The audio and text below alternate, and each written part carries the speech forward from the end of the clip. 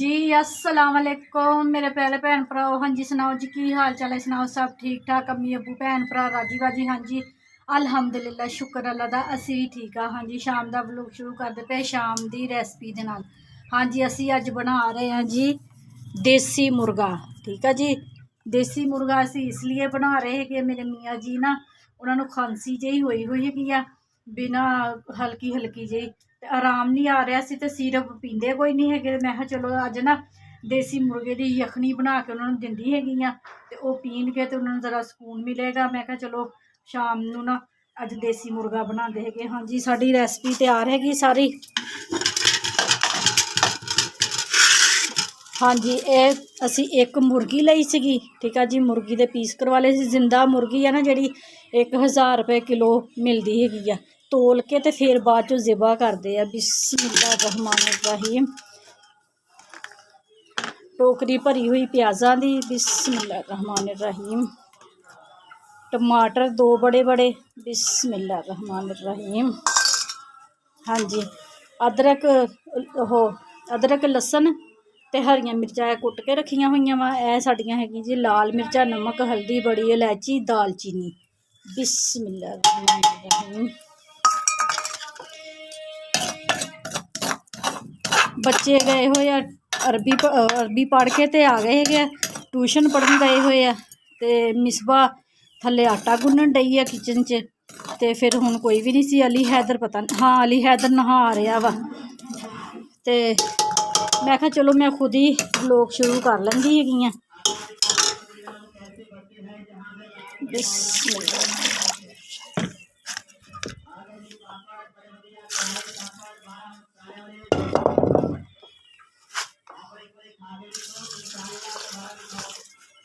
हाँ जी जिस तरह ना बड़ा गोश्त बनाई दा वा ना उसी तरह असी ना बना रहे है यखनी अपना देसी मुर्गी की। ठीक है जी पानी पाता है वा सारिया चीज़ों मिक्स करके सीटी लगा देनी हैगी 15 मिनट की। ठीक है जी 15 मिनटा के ना गोश्त जो सॉफ्ट हो जाएगा। देसी मुर्गी है ना ये जरा ना सख्त होंगी है जिदा देसी वो दूसरे मुर्गा होंगे वा वो सॉफ्ट मसाले जी भुज जाता। ये नहीं भुजता है, इनू दूसरी तरह ही बनाना पैंदा जिस तरह कट्टे का गोश्त बनाई दा। हुण सीटी लगाते हैं 15 मिनट वास्ते। ठीक है जी हाँ जी मेरे भैन भरा हांडी रख दी हैगी 15 मिनट की सीटी लगा दी हैगी। तो मैं क्या हुण ना चूचे खोल लीए अपने खोलिए।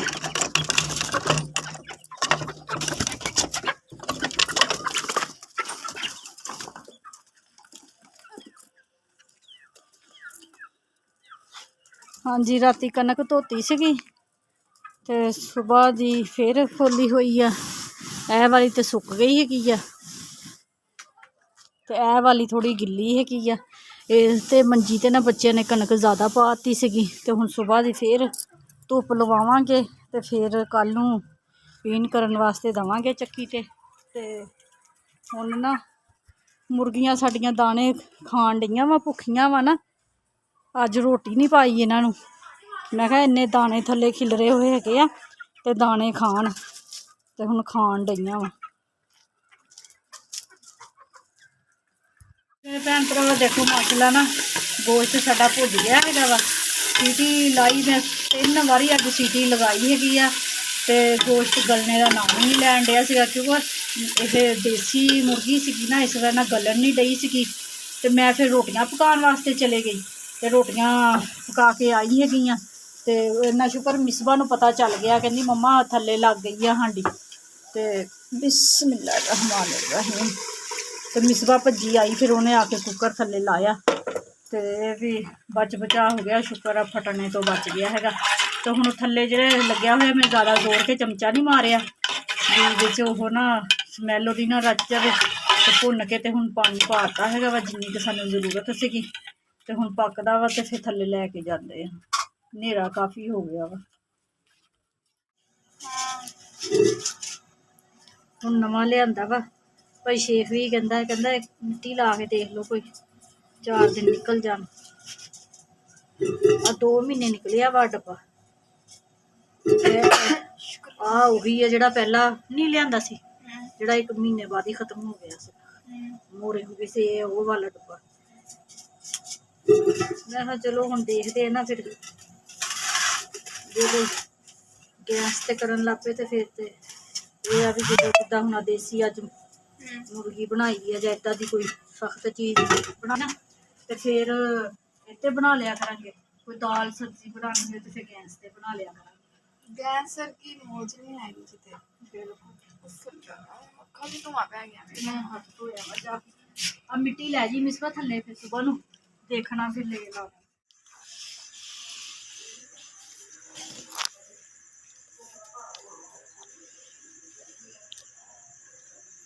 मजेदार बनया वा। हाँ जी मेरे भैन भरा, अज नेरा हो गया सीगा। ये देसी मुर्गी है ना, ये बहुत देर ना गलदी, 3 बारी मैं सीटी लगाई है तां जाके गली है। गली केड़ी है, शुक्र है बच गया साडा कुकर फटने तो, भी मिसबा नूं स्मैल आ गई। असीं तवी ते रोटियां पकाने ते कहनी मम्मा हांडी थल्ले लग गई। मैं कहा भज जल्दी जल्दी कुकर ला थल्ले। इन्हें लाया तो मसाला मसूला सब कुछ ना थल्ले सड़ गया सीगा। ये भी विचों मैं कोई नहीं आंदी सीगी, मैं घेर पा के भुन लिया सी ते माशाल्लाह सालन बहुत मज़ेदार बनया हैगा वा। ठीक है जी, तो मेरे भैन भरावां ने साडा अज दा व्लॉग देखिया हैगा वा ते लाइक करियो, सबसक्राइब करियो, घंटी का बटन लाजमी दबा दिया करो क्योंकि मेरे आने वाली हर नई वीडियो थानू मिल सके। ठीक है जी, मेरे भैन भरा जेड़े जेड़े भी मुल्क च रह रहे हैं, मैनू देख रहे हैं, खुश रहो, शाद रहो, आबाद रहो, हमेशा हसदे ते मुस्कुराते रहो। ठीक है जी, अपनियां दुआवां च मैनू याद रखियो, मैं भी अपनियां दुआवां च अपने भैन भरावां नू याद रखदी हां। मैनू दिओ इजाजत, अल्लाह हाफिज़।